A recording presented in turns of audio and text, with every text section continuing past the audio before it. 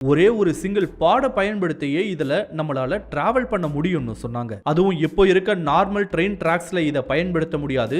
இதுக்குன்னு பிரத்யேகமா உருவாக்கப்பட்ட ஒரு கன்சீல்டு டியூப் மாதிரியான ஒரு அமைப்புக்குள்ள தான் இதை செயல்படுத்த முடியுமா. அந்த அமைப்புக்குள்ள இருக்க மேக்னெட்டிக் லெவிடேஷன்ற ஒரு டெக்னாலஜி மூலமா அதுக்குள்ள போற பார்ட்ஸ் செயல்படுன்னு சொல்லிட்டு அறிவிச்சிருந்தாங்க.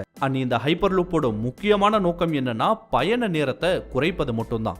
இந்த ஹைப்பர் லூப்போட கான்செப்ட் படி பார்த்தா இதோட உச்சபட்ச வேகம் என்னவா இருக்குன்னு சொல்றாங்கன்னா 1 மணி நேரத்துக்கு 1200 கிலோமீட்டர்களா இருக்குன்னு சொல்றாங்க. உதாரணத்துக்கு எடுத்துக்கிட்டோம்னா சென்னையிலிருந்து திருச்சிக்கு அரை மணி நேரத்துக்குள்ளேயே நம்மளால போய் சேர்ந்துட முடியும். அந்த மாதிரியான ஒரு ஃபியூச்சரிஸ்டிக்கான இன்ட்ரெஸ்டிங்கான ட்ரெயின் கான்செப்ட் தான் இந்த ஹைப்பர் லூப். ஆனா இதுல இருக்கக்கூடிய சவால்களின் காரணமா, அதுவும் முக்கியமா இதோட பட்ஜெட் காரணமாவே இதை ஆரம்பிச்ச சில கம்பெனிஸும் இதை கைவிட்டுட்டாங்கன்னு சொல்லலாம். 2023ஆம் ஆண்டோட எண்ட்ல எலான் மஸ்க்னால ஆரம்பிக்கப்பட்ட இந்த ஹைப்பர் லூப்